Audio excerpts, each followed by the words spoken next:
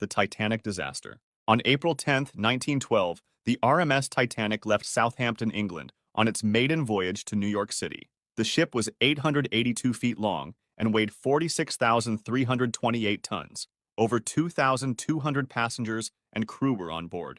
First-class cabins had private parlors and marble bathrooms. The Titanic was called unsinkable. Captain Edward Smith commanded the vessel. The weather was perfect. Calm seas stretched in every direction. By April 14th, the ship was 4 days into its journey. That evening, passengers dined in the Grand Saloon. Women wore their finest gowns. Men smoked cigars. Below deck, third-class passengers sang and danced.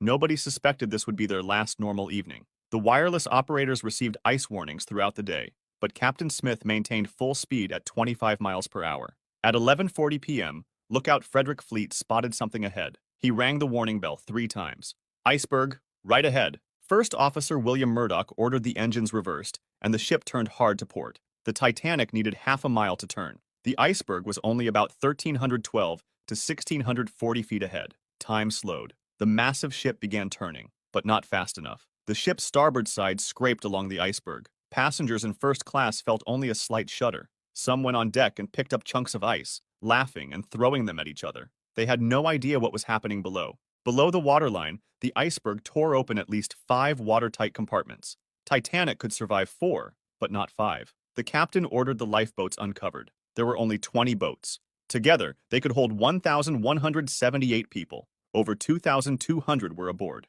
At first, passengers refused to get in. The lifeboats looked tiny, hanging 70 feet above the dark ocean. By 2:05 a.m., the last lifeboat left. Over 1,500 people remained on board. The stern rose higher. People clung to rails. Some jumped into the water. Others prayed on deck. At 2:18 a.m., the lights went out. The ship broke in half, and the bow section sank immediately and slipped beneath the surface. Hundreds were thrown into the water. Within 15 minutes, the screaming stopped. Silence fell over the water. The Carpathia arrived at 3:30 a.m. and rescued about 705 survivors. Over 1,500 people died from hypothermia. More than a century later, the Titanic still stands as one of the most haunting tragedies in history. Its story has been told in countless books, documentaries, and films. The disaster led to sweeping changes in maritime safety, from lifeboat regulations to continuous radio watches. The ship may rest at the bottom of the Atlantic, but its story lives on, etched into history, and remembered by every generation that speaks its name.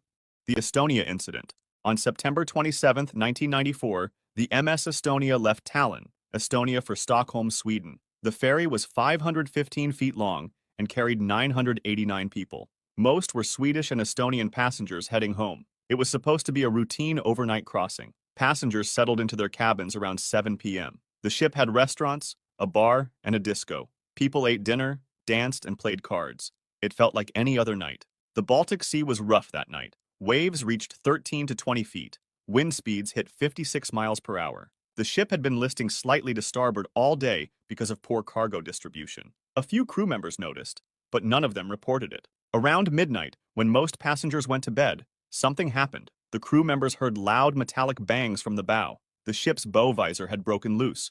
Water flooded in fast. The ship listed to starboard within minutes. Passengers woke up to their cabins tilting at impossible angles. Furniture slid across floors. People fell out of their beds onto walls that had become floors. The ship's intercom system failed. They opened their cabin doors and found corridors tilted at 30 degrees. Water was climbing the stairwells. People tried climbing upward, but the angle kept increasing. The ship was rolling onto its side. Those in interior cabins had no windows. They climbed in complete darkness. On deck, crew members tried launching lifeboats, but the list was too severe. Lifeboats on the high side couldn't reach the water. Those on the low side were already submerged. The Estonia capsized in less than 30 minutes. Most passengers never made it out of their cabins. They were trapped in corridors as water flooded in. Some drowned in their beds.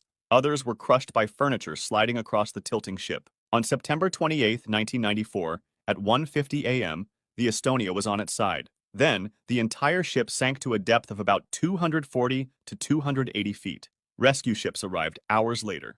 Out of 989 people on board, only 137 survived. 852 people died, most of them trapped inside the ship as it rolled over and sank. The Concordia tragedy. On January 13, 2012, the Costa Concordia left Civitavecchia, Italy at 7:18 p.m., with 4,252 people on board. The cruise ship was 952 feet long and weighed 114,500 tons. Captain Francesco Schettino decided to perform a sail-by salute near Isola del Giglio. This involved steering close to shore so islanders could see the lit-up vessel. He had done it before. It always impressed passengers. Around 9:30 p.m., passengers were in theaters watching shows. Others were at bars having drinks. Some were getting ready for bed. Everything felt normal. Schettino ordered the ship to sail within 500 feet of Giglio's coast. The ship was moving at 18 miles per hour. At 9:45 p.m., the ship struck a rock formation. The rock tore a 174-foot gash along the port side. The impact threw people off their feet. At first, crew members told passengers everything was fine. They said it was just an electrical problem. People wanted to believe them, but the ship was starting to tilt. Water was flooding into the lower decks. Power systems began failing. The ship started listing to port. Passengers noticed floors tilting. Walking became difficult. People grabbed railings to stay upright. At around 10:50 p.m., Schettino finally ordered the ship to be abandoned. But the ship was already listing 20 degrees. The ship's announcement system kept malfunctioning. Many passengers didn't know where to go. Some crew members helped people evacuate. Others panicked and ran for the exits themselves. But the captain, he was nowhere to be found. It appears that he had already left the ship. The ship continued tilting. It eventually rolled onto its side in about 66 feet of water. People were trapped in corridors. Some fell down stairwells. Some jumped into the sea. Others climbed across the exposed hull, which was slippery and cold. By morning, the Costa Concordia was completely on its side, half submerged near Giglio Island. 32 people lost their lives in the disaster. The Eastland Disaster. On July 24, 1915, over 7,000 Western Electric Company employees gathered at the Chicago River docks. The company had organized a day trip to a picnic in Michigan City, Indiana. The SS Eastland was docked at the Clark Street Bridge. The ship was 269 feet long and designed to carry 2,500 passengers. That morning, over 2,500 people crowded onto the ship. Whole families were dressed in their best clothes. Children ran around excited. Mothers carried picnic baskets. Everyone was looking forward to the day ahead. The Eastland had a reputation for instability. It tended to list from side to side when passengers moved around. Around 6:30 a.m., passengers began boarding. Many went to the upper decks for better views. Others stayed below to avoid the morning sun. As more people boarded, the ship started tilting to port. Crew members tried moving passengers to the starboard side to balance the weight. The ship leveled out briefly. More passengers kept boarding. The crew closed the gangway. They were ready to depart. At 7:30 a.m., the ship suddenly lurched to port. Passengers stumbled and grabbed rails.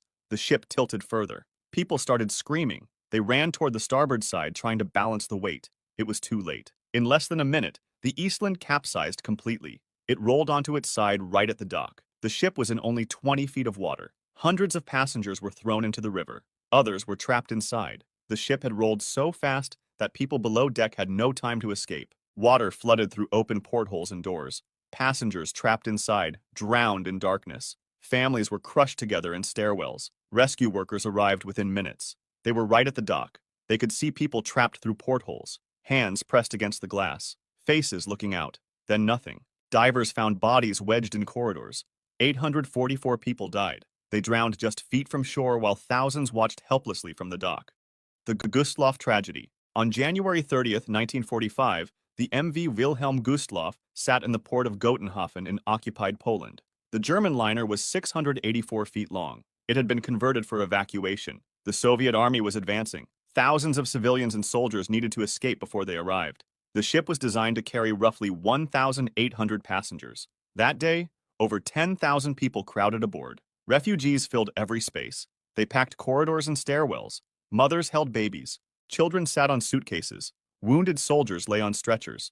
Everyone was desperate to leave. They had walked for days through the snow to reach the port. The Gustloff left port at 12:30 p.m. The Baltic Sea was rough. Temperatures were below freezing. Ice formed on the decks, but at least they were moving. At 6 p.m., the ship turned on its navigation lights. This violated blackout procedures, but the captain wanted to avoid a collision with German minesweepers in the area. Soviet submarine S-13 was patrolling nearby. Commander Alexander Marinesko spotted the illuminated ship. He couldn't believe his luck. He ordered attack positions. The crew loaded torpedoes. They waited for the perfect angle. At 9:16 p.m., Marinesko fired 3 torpedoes. All 3 hit the Gustloff and killed hundreds of women and children sheltering there. The engine room explosion knocked out power. The ship listed immediately. Corridors became steep slopes. People fell and tumbled into darkness. The emergency lighting failed. Thousands were trapped below deck with no light, just the sound of rushing water. Panic spread through the ship. Stairwells became death traps. Bodies piled up as people tried climbing over each other. Parents lost their children in the chaos. The Gustloff sank in less than 45 minutes. Thousands were still trapped inside when it went under. Those who made it into the water had minutes before hypothermia set in. Only 9 lifeboats were successfully launched. Approximately 9,400 people died. It remains the deadliest maritime disaster in history.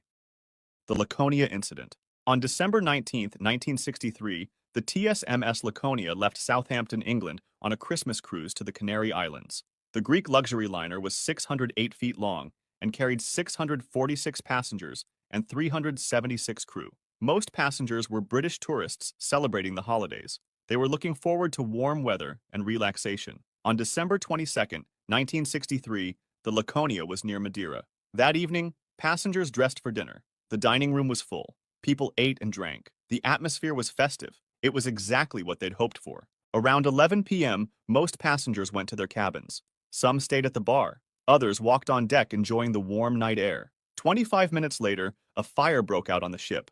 An electrical wiring fault ignited chemicals and towels. The fire spread quickly. Flames climbed through wall panels. Smoke filled the corridors. A passenger smelled smoke and alerted crew members. They found the barber shop engulfed in flames. The crew grabbed fire extinguishers, but the fire was already too large. At 11:30 p.m., the fire alarm sounded. Passengers woke up confused. They opened their cabin doors and found smoke filling the hallways. The smoke was thick and black. Visibility dropped to 0. People tried finding their way to the deck, but the ship's layout was confusing. Corridors twisted in multiple directions. Stairwells filled with smoke. Some passengers crawled on hands and knees trying to find fresh air. The fire spread to the ship's wiring. Lights began failing. Sections of the ship went dark. People were trapped in darkness with smoke closing in. On deck, crew members tried launching lifeboats, but the fire had damaged the davit mechanisms. Some boats wouldn't release. Others dropped unevenly and spilled passengers into the ocean. The fire reached the dining room and the lounges. Flames engulfed furniture and wooden panels. Windows exploded from the heat. Passengers trapped in interior cabins faced impossible choices. Stay and suffocate from smoke, or try running through burning corridors. Some were overcome by smoke before reaching the exits. Others suffered severe burns trying to escape. By midnight, the entire midsection of the ship was on fire. Rescue ships received distress calls. At 3:30 a.m., the Argentine ship Salta arrived first and began taking on survivors. Some passengers jumped into the ocean to escape the flames. The water was rough. People struggled to stay afloat. The fire burned for 3 days before the Laconia finally sank. 128 people died. Most suffocated from smoke inhalation. Others burned to death trapped in their cabins.